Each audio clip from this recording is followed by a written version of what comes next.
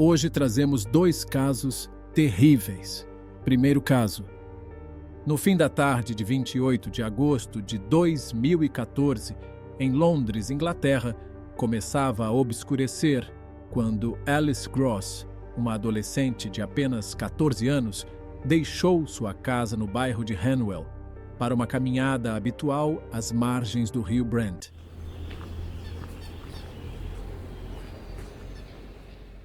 Alice morava com a família em Hanwell, uma área tranquila no oeste de Londres, conhecida por seus parques arborizados, trilhas junto ao canal e um espírito de comunidade típico dos bairros residenciais londrinos.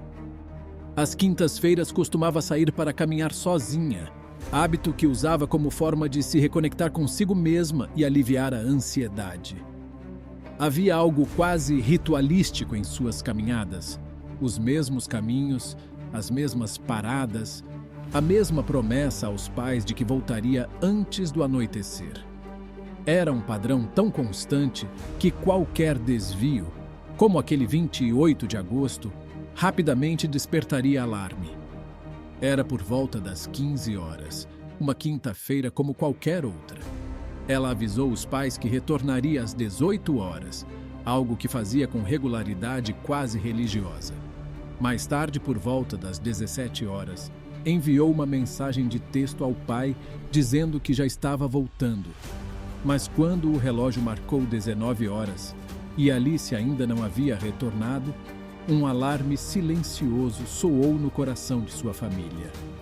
O telefone dela não atendia e o silêncio, naquele momento, era ensurdecedor. Alice não era uma jovem comum. Além de ter sido diagnosticada com anorexia e depressão, ela vinha enfrentando uma batalha constante pela estabilidade emocional. Era sensível, introspectiva, uma jovem cheia de talento musical, com uma paixão pela escrita e pelo canto. Mesmo em tratamento, seus pais temiam o pior, que ela tivesse desmaiado ou passado mal em algum lugar. Imediatamente, comunicaram seu desaparecimento à polícia. E uma rede de preocupação começou a se formar ao redor da ausência de Alice.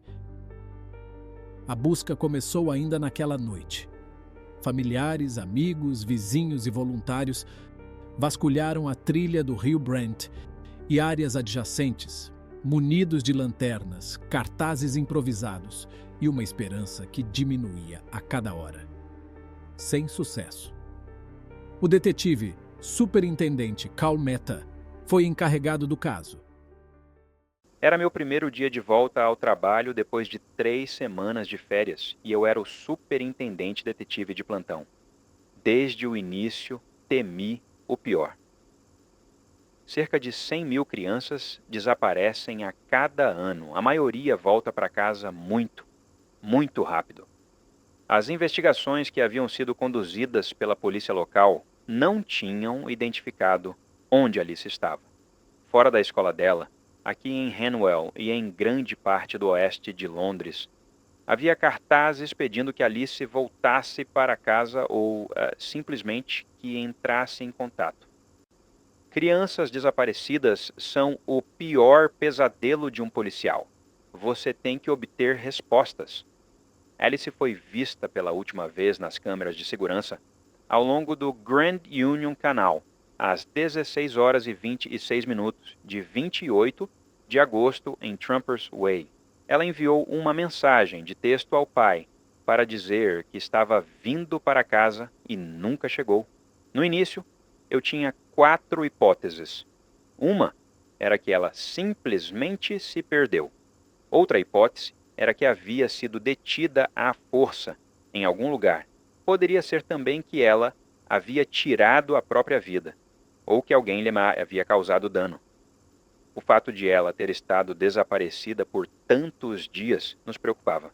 Era uma garota jovem, potencialmente vulnerável, de 14 anos. Comecei a me preocupar porque a experiência me diz que quanto mais tempo uma pessoa, particularmente jovens e pessoas vulneráveis, estão desaparecidos, é mais provável que algo lhes aconteça. Então era de vital importância agir o mais rápido possível. Sua preocupação cresceu rapidamente. Com o passar das horas, a investigação ganhou contornos mais sérios e logo tomou conta da imprensa. A divulgação gerou uma onda de solidariedade e várias testemunhas começaram a relatar possíveis avistamentos de Alice. Usando essas informações, a polícia reuniu imagens de câmeras de segurança que confirmaram os relatos. Às 15 horas e 49 minutos, Alice foi vista caminhando ao longo do canal Grand Union. Cerca de meia hora depois, por volta das 16 horas e 26 minutos, ela apareceu novamente, atravessando a ponte chamada Trump's Way, em direção à sua casa. Depois disso, sumiu do radar. A trilha acabava ali. Não havia mais sinais dela. Era como se tivesse evaporado no ar. Bem-vindo a mais um caso. Meu nome é Eduardo e hoje estaremos analisando o caso de Alice Gross. O que teria acontecido com Alice? Onde ela estaria? Para responder estas perguntas, fique conosco para mais um Mistério Resolvido.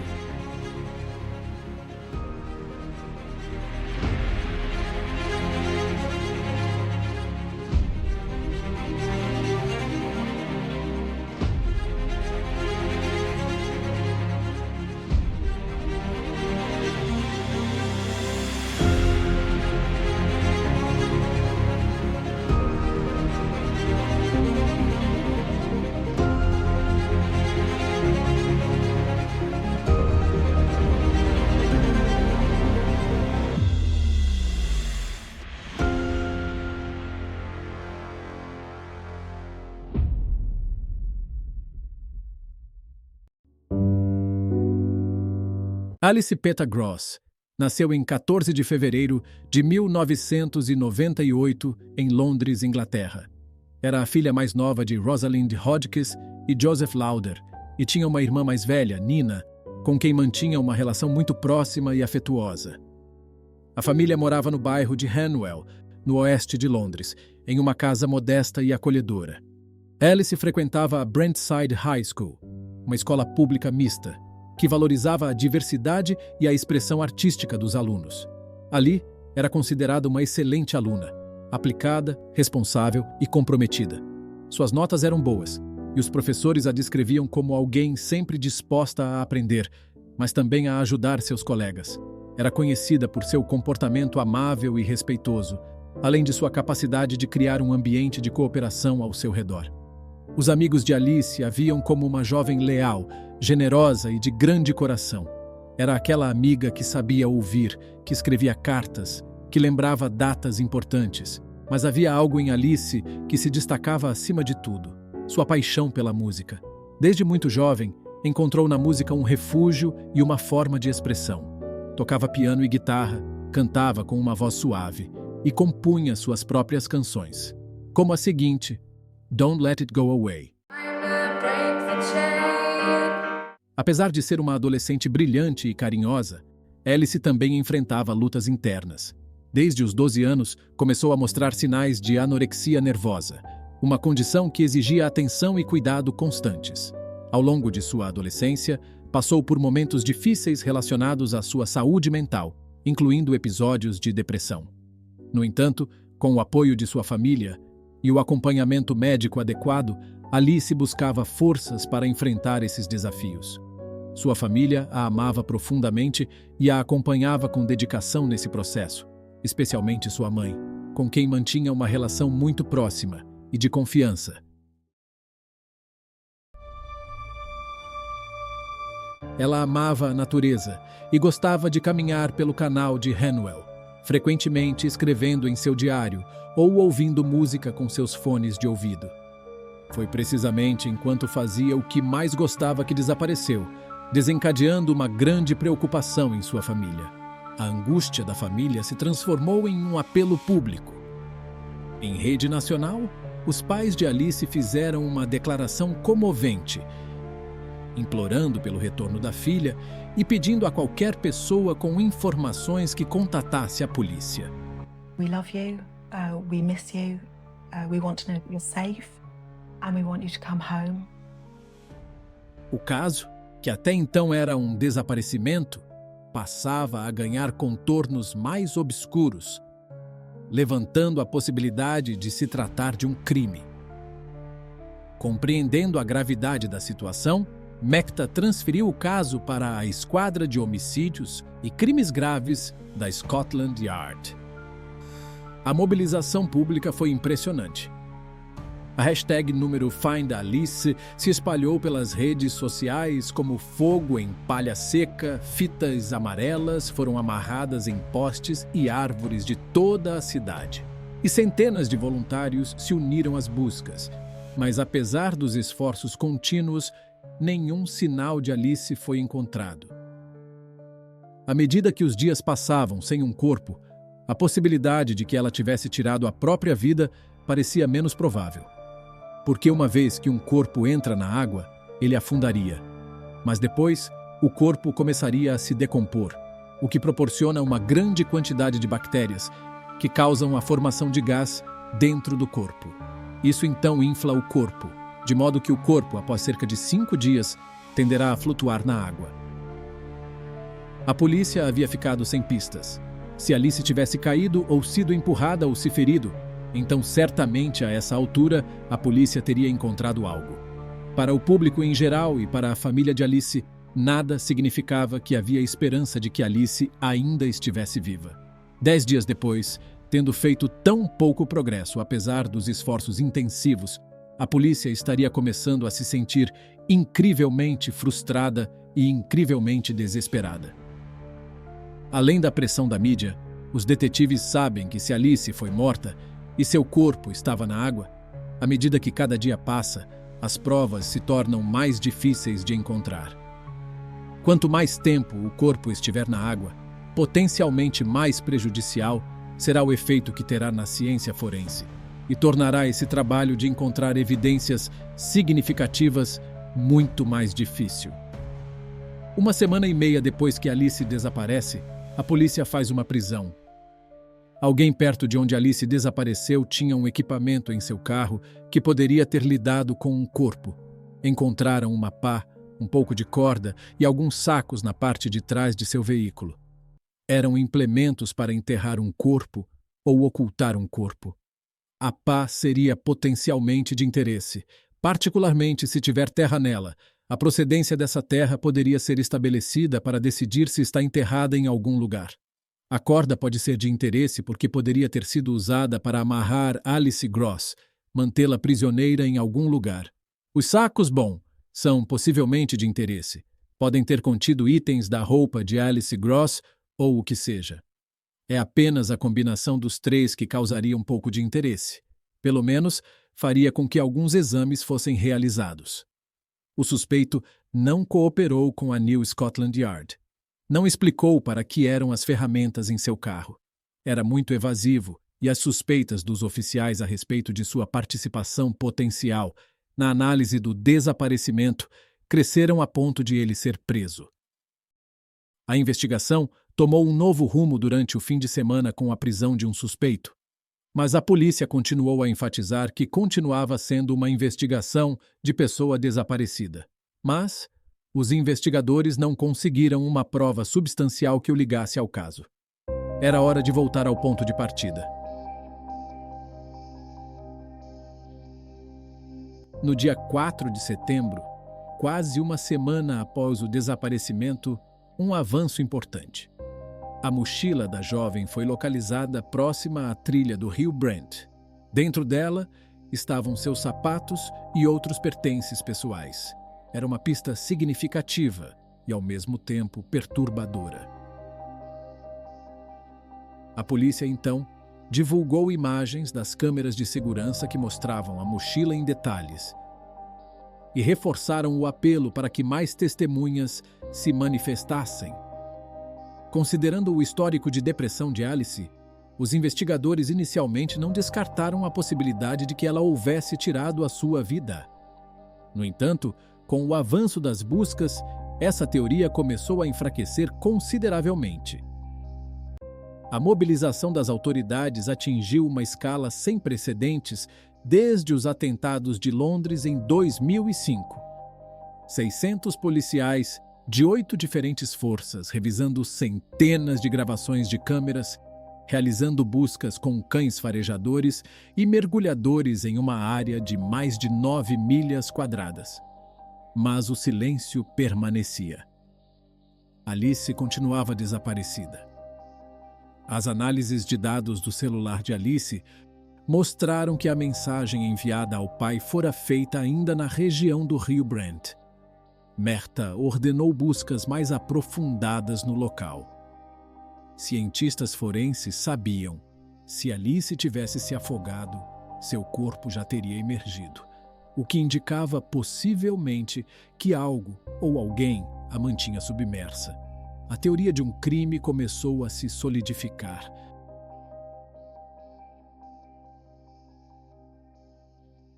Como parte desta investigação, havia um enorme número de pessoas que estávamos investigando como suspeitos potenciais para o desaparecimento de Alice.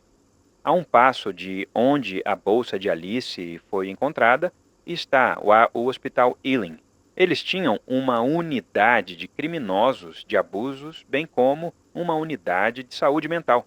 Quando você está olhando para uma garota de 14 anos, você tem que considerar como motivação para isso uma ofensa íntima. A visão estereotípica de que este tipo de predadores só procuram suas vítimas no meio da noite não é precisa. Um predador está sempre à espreita de possíveis vítimas. Há algo em Alice como vítima. Sua vulnerabilidade, sua fragilidade, sua juventude, ela é a presa potencial de um predador. 2 semanas após a investigação, Märta volta a um terreno antigo em um caso como este. Esse terreno antigo era a lista de pessoas desaparecidas para a área local. A equipe descobriu alguém que havia desaparecido alguns dias depois de Alice, um homem de 41 anos. Arnis Zalkans foi reportado como desaparecido à polícia por sua parceira em 4 de setembro de 2014. Ele tinha ido trabalhar naquela manhã, mas não tinha voltado para casa. Uma garota jovem de 14 anos desaparece. Há uma investigação policial em grande escala e, de repente, este homem de 41 anos desaparece. Arnis Zalkans desapareceu uma semana depois de ser reportado o desaparecimento de Alice. A polícia encontrou uma correspondência de imagem com ele nas imagens do local onde Alice desapareceu. Já identificamos nas câmeras Alice Gross caminhando por uma ponte em Brentford Lock e 15 minutos atrás dela, viajando na mesma direção, identificamos Arnis Zalkans em uma bicicleta voltando para a casa do trabalho. Esse foi um momento significativo, dado que ele estava em sua bicicleta e ela estava caminhando. O mais provável é que eles se encontrassem. Em seu instinto, o detetive Märta sente que deve haver uma conexão. Os detetives não tinham nada mais em que se basear até que Arnis Zalkans foi identificado em diferentes imagens de câmera do mesmo dia.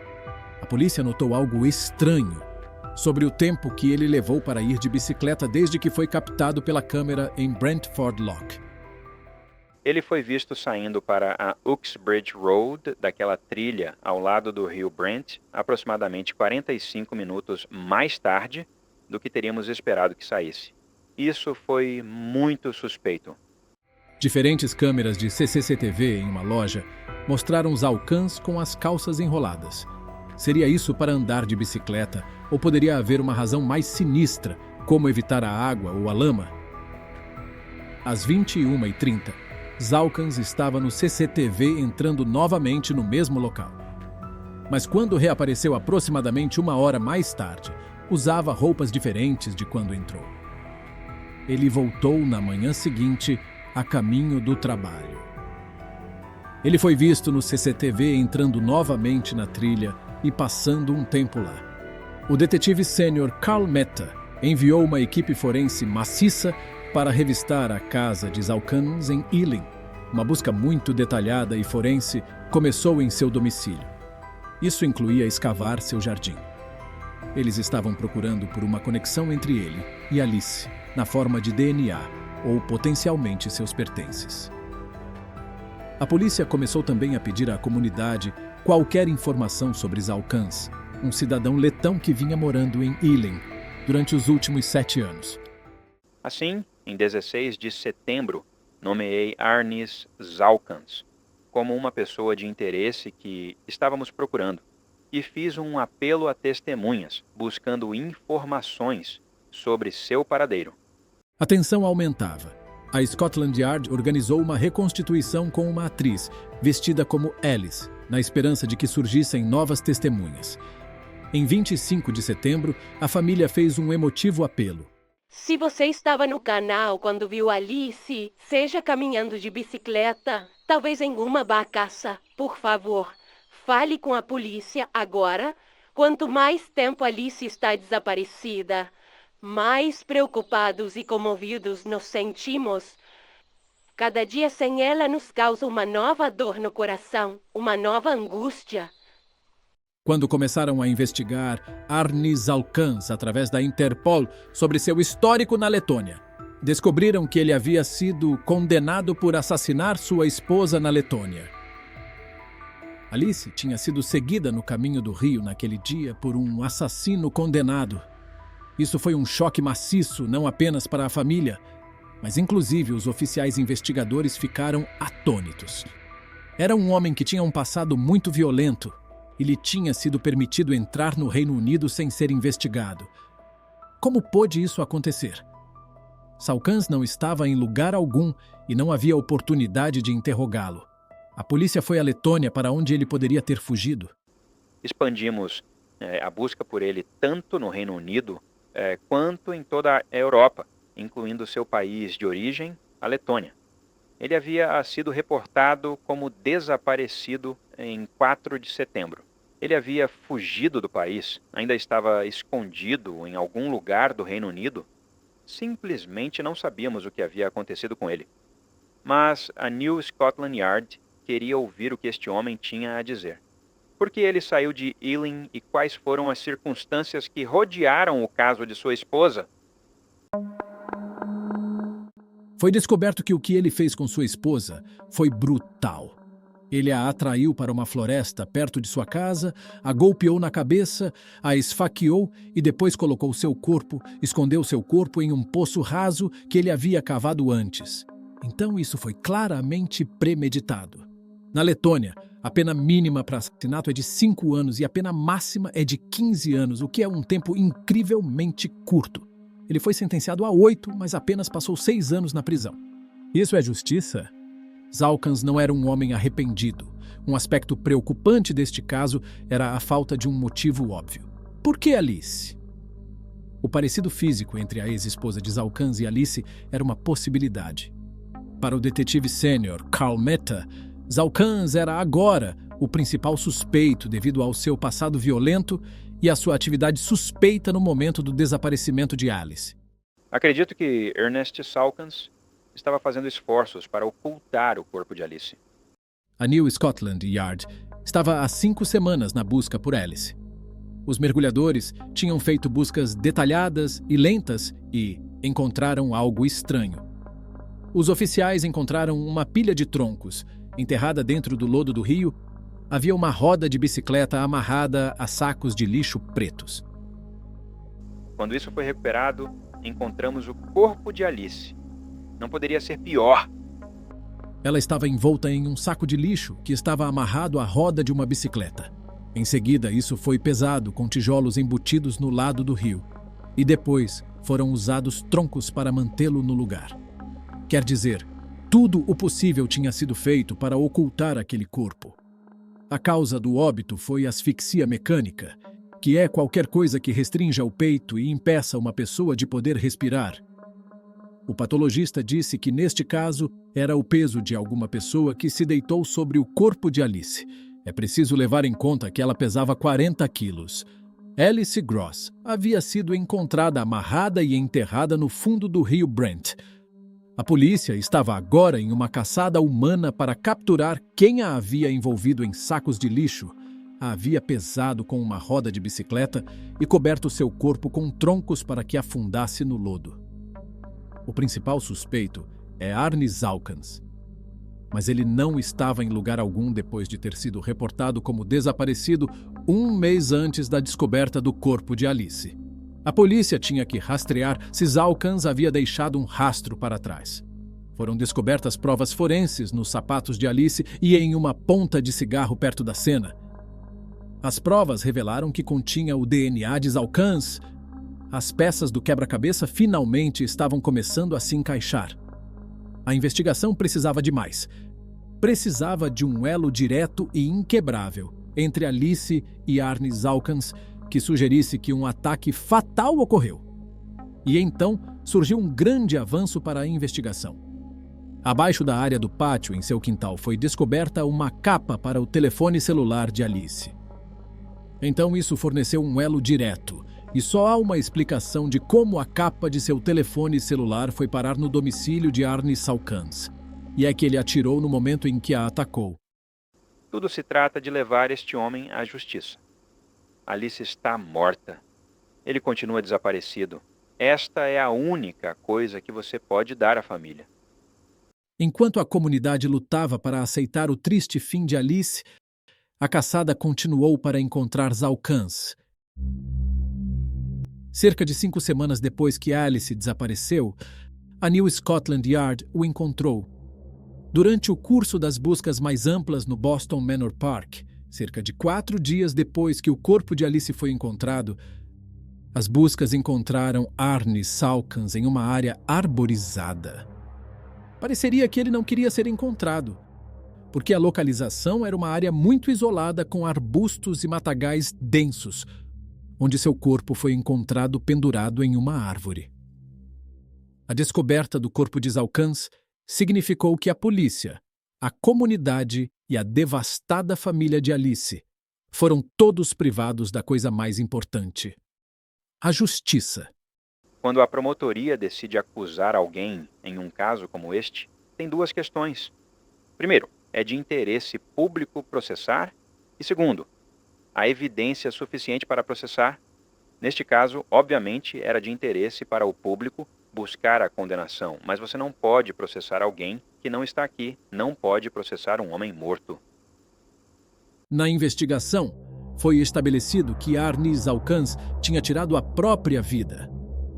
Eles já tinham evidência de associação entre ele e Alice, tinham o CCTV, tinham a evidência forense, junto com a evidência de suas condenações anteriores, e isso acumulativamente teria apresentado um caso avassalador. Se Arne Salkans estivesse vivo, ele estaria preso. Com toda a polícia em uma caçada altamente publicitada por Salkans, ele percebeu que não havia escapatória, então fez o covarde e se enforcou.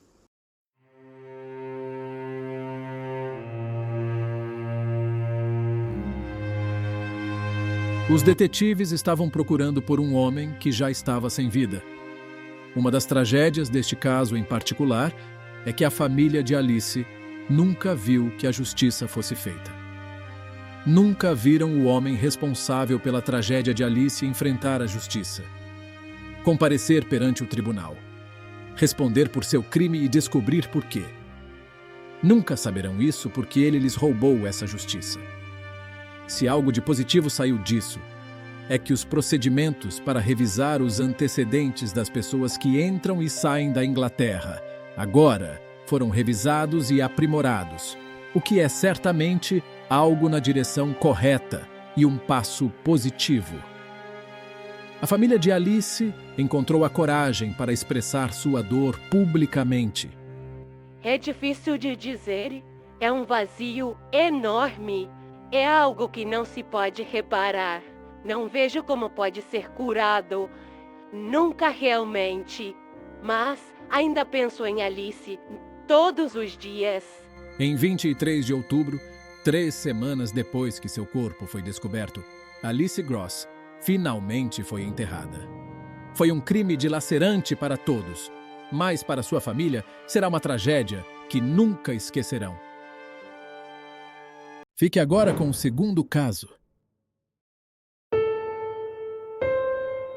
Christina Grimmie nasceu em 1994, na cidade de Malton, em Nova Jersey. em uma família cristã de descendentes de italianos e romenos. Seu talento musical surgiu desde muito cedo. Começou a cantar aos 6 anos. 4 anos mais tarde, ela começaria a estudar piano. Sua família e amigos insistiam muito que ela criasse um canal de YouTube para divulgar o seu talento musical. Em 2009, Christina Grimmie, de 15 anos, finalmente cedeu e criou seu próprio canal no YouTube. Durante anos, amigos e familiares insistiram para que ela fizesse isso, pois tinha uma voz incrível que eles queriam que o mundo ouvisse. No entanto, Christina sempre foi relutante, pois era introvertida. Mas, naquele ano, ela se sentia mais confiante e decidiu dar o salto. Christina criou o canal e, em julho daquele ano, carregou suas 2 primeiras músicas, ambas covers. Estava muito orgulhosa delas, mas, ao publicá-las, elas não tiveram muitas visualizações. Provavelmente isso a deixou desanimada em relação a criar mais vídeos. Um mês depois, no entanto, ela começou a gostar muito da música Party in the USA, de Miley Cyrus, que ela cantava e assobiava todo o tempo. Por fim, pensou: ok, vou gravar minha versão dessa música.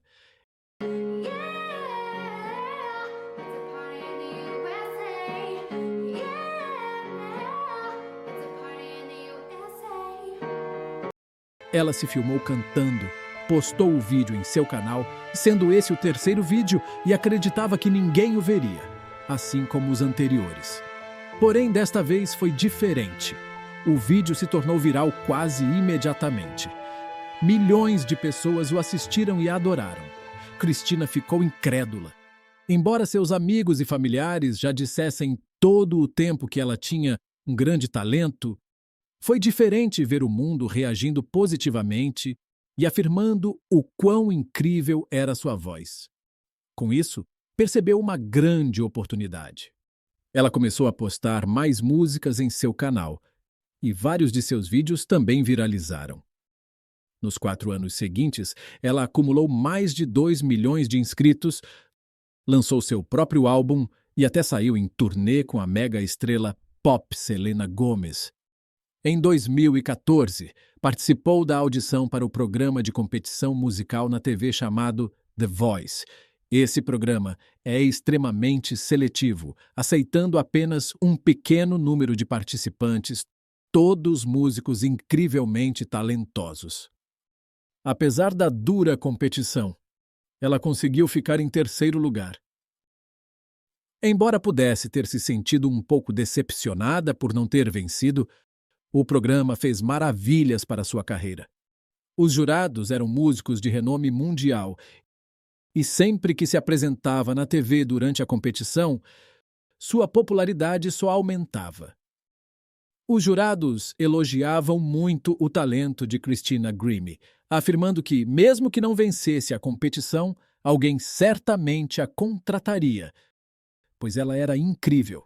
E como previsto, logo após o término do programa, Christina assinou o contrato com uma grande gravadora.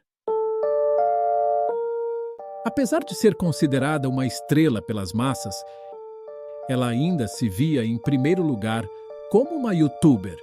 Isso significava que, mesmo com sua popularidade e fama no mainstream, continuava a postar músicas e vlogs em seu canal do YouTube, pois queria manter a conexão com seus fãs. Com Christina, isso era especialmente verdadeiro. Em seus vídeos, ela parecia muito humilde, grata, gentil e amigável. Seus fãs a adoravam profundamente por isso. Em junho de 2016, ela continuava a crescer em popularidade, quando foi convidada para ser a atração de abertura de um show em Orlando, Flórida, que aconteceria naquele mês.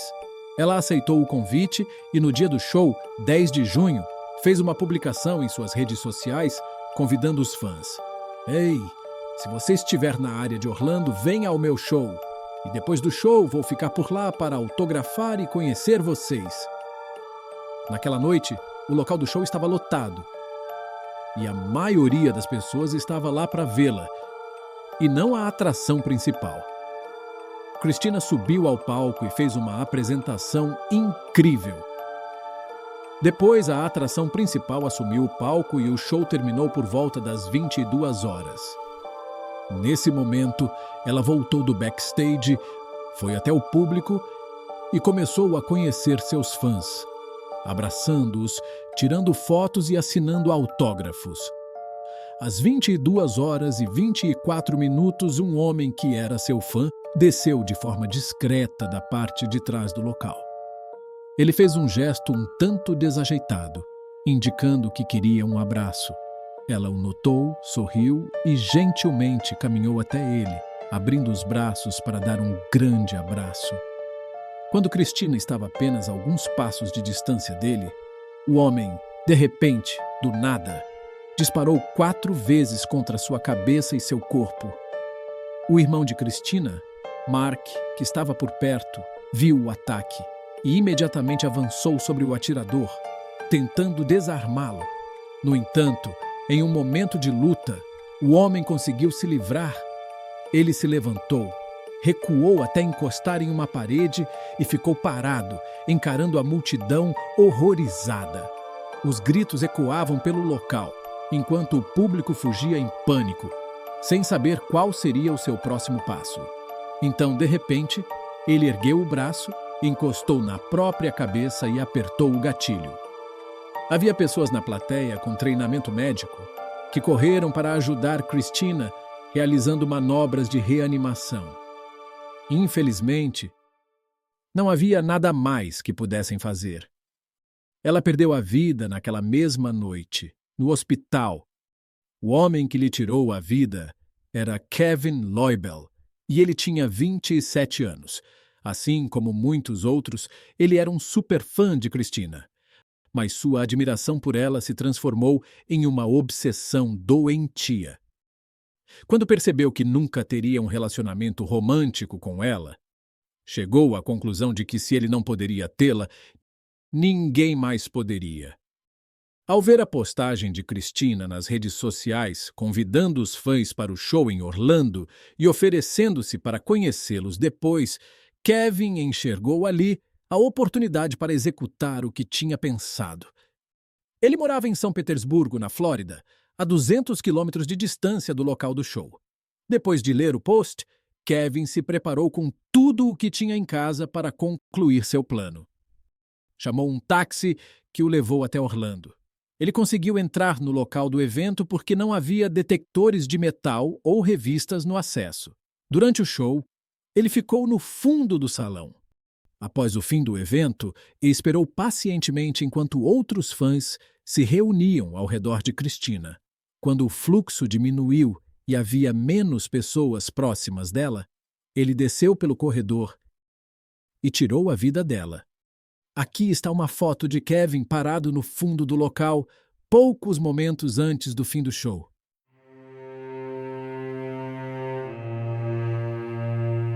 A vida de Christina foi ceifada aos seus 22 anos. Em seu funeral, foi homenageada por diversos artistas como Adam Levine, Demi Lovato, Selena Gomez, Shakira, Justin Bieber, entre outros. Uma perda irreparável para o mundo artístico e principalmente para a sua família. Você pensa que o teatro em que Christina se apresentou deveria ter recebido alguma multa por não ter revistado as pessoas que entravam? E sobre a justificativa do que Kevin fez, que se Christina não fosse dele, não seria de ninguém mais. Qual é seu pensamento? E quanto à primeira investigação?